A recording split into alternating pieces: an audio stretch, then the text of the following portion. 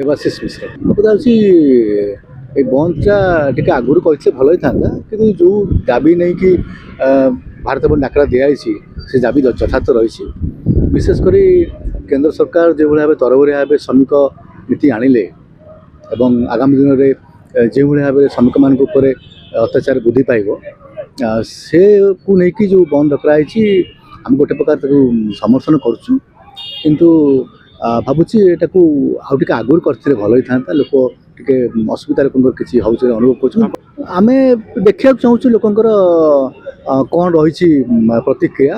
ବିଶେଷ କରି ଗଣତନ୍ତ୍ର ତ ବନ୍ଦ ତ ସ୍ୱାଭାବିକ କଥା, ତ ବନ୍ଦକୁ ଅଟକାଇ ପାରିବେନି କିନ୍ତୁ ଲୋକଙ୍କ ପ୍ରତିକ୍ରିୟା କ'ଣ ଆମେ ଜାଣିବାକୁ ଚାହୁଁଛୁ ଏବଂ ଯେଉଁମାନେ ଯିବାକୁ ଚାହୁଁଛନ୍ତି ମୁଁ ତାଙ୍କୁ ଯିବାକୁ ଦିଆଯାଉଛି। ବିଶେଷ କରି ହସ୍ପିଟାଲ, ଆମ୍ବୁଲାନ୍ସ, କ୍ଷୀର ଏବଂ ଅନ୍ୟାନ୍ୟ ଜରୁରୀ କାମରେ ଯେଉଁମାନେ ବାହାରିଛନ୍ତି ଡାକ୍ତର ହୁଅନ୍ତୁ ବା ପୋଲିସ କର୍ମଚାରୀ ହୁଅନ୍ତୁ ସେମାନେ ଯାଉଛନ୍ତି ତାଙ୍କ ବାଟରେ ଏବଂ ସାଧାରଣ ଜନତାମାନେ ଯେଉଁମାନଙ୍କର ନିହାତି ଜରୁରୀ କାମ ଅଛି ସେମାନେ ମଧ୍ୟ ଯାଉଛନ୍ତି।